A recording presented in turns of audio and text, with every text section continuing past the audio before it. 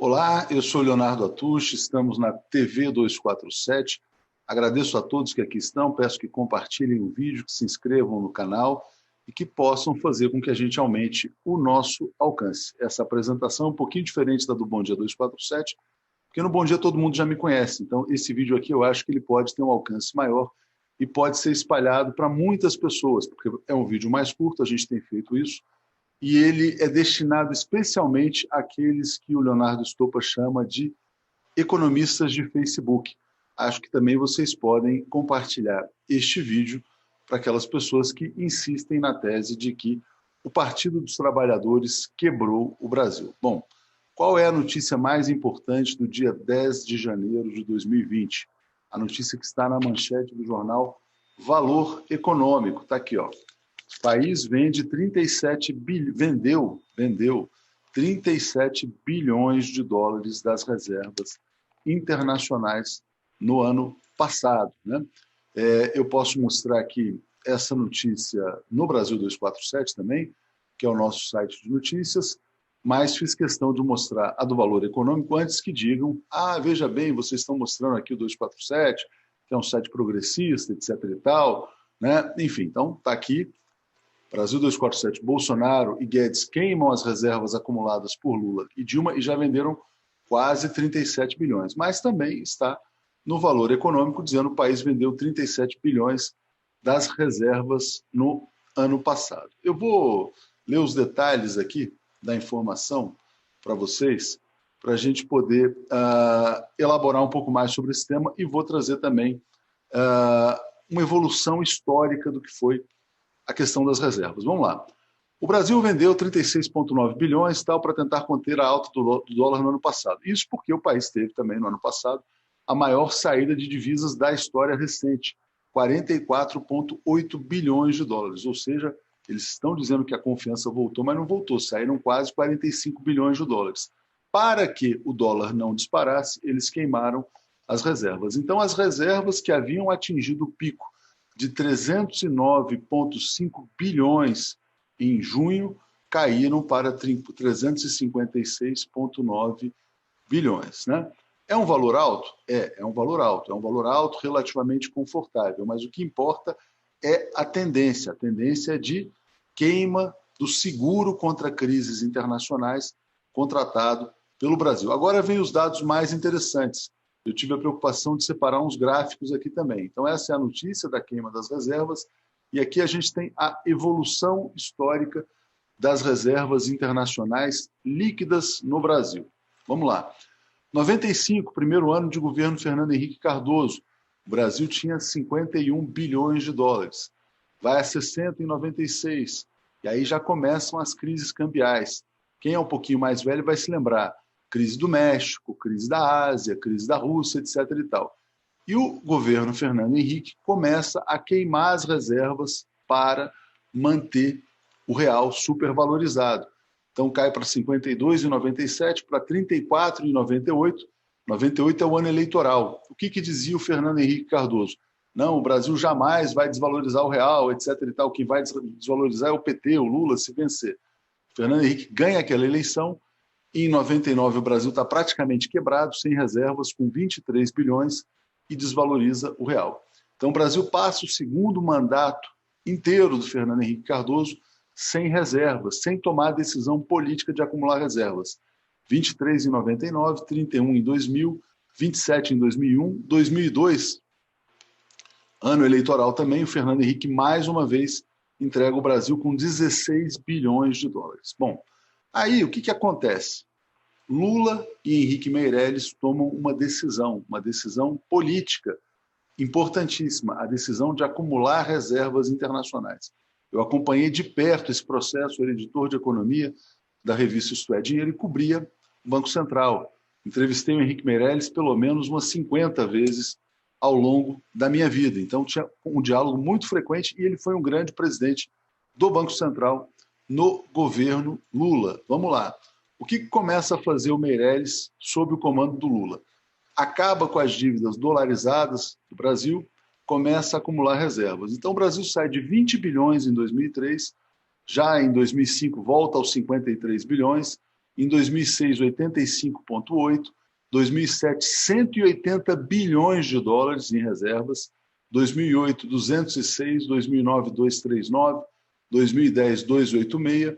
O Lula vai de, olha só, hein? O Lula assume com 20 bilhões e entrega o Brasil com 280 bilhões.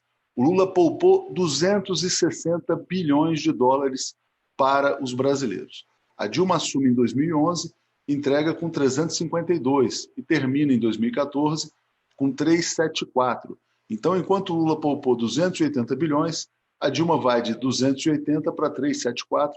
A Dilma acumula mais 100 bilhões de dólares para o povo brasileiro, para a economia brasileira, né?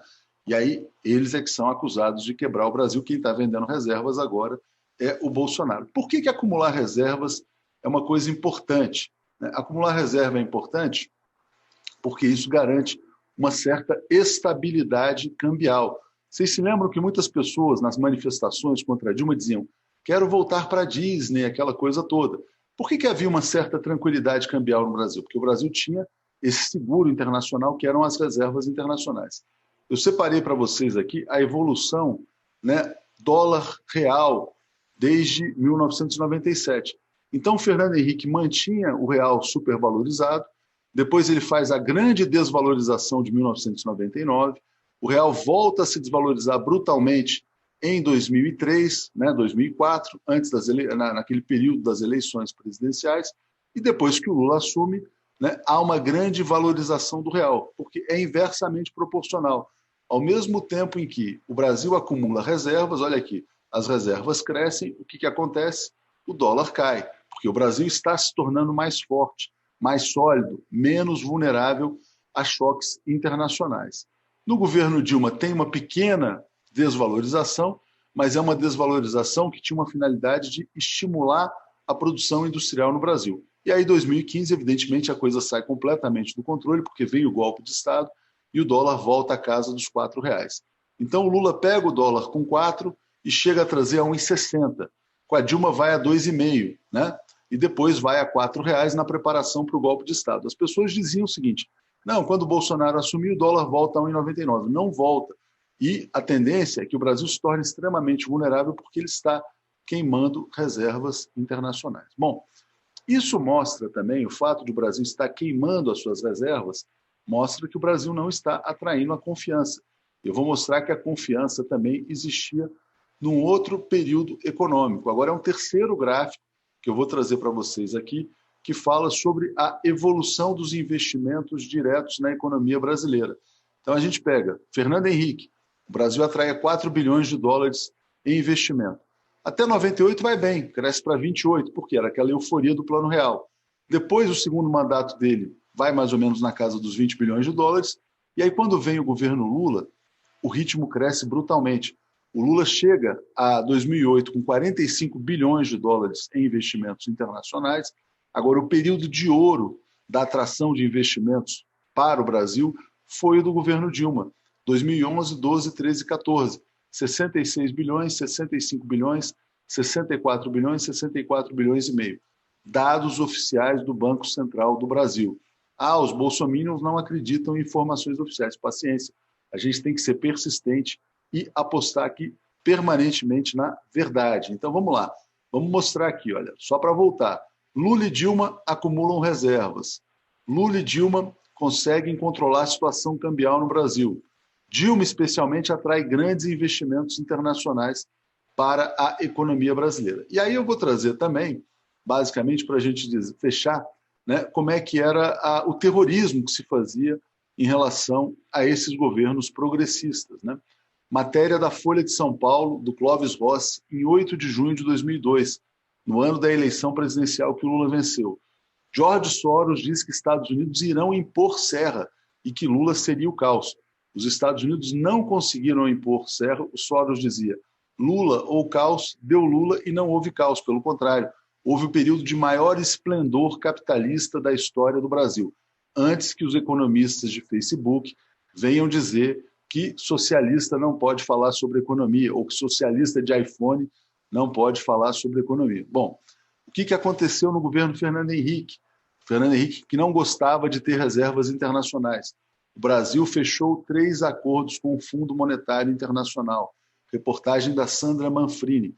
O que significa ir 3 vezes ao Fundo Monetário Internacional? Significa quebrar 3 vezes. Então, o Brasil quebrou 3 vezes seguidas no colo do governo Fernando Henrique Cardoso. Lula e Henrique Meirelles tomam a decisão de acumular reservas. O Brasil se torna extremamente sólido, seguro e atrai grandes investimentos. Vem o golpe de Estado. O Brasil começa a desmontar a sua indústria. O Brasil começa agora a queimar as suas reservas internacionais e essa é a manchete do Valor Econômico.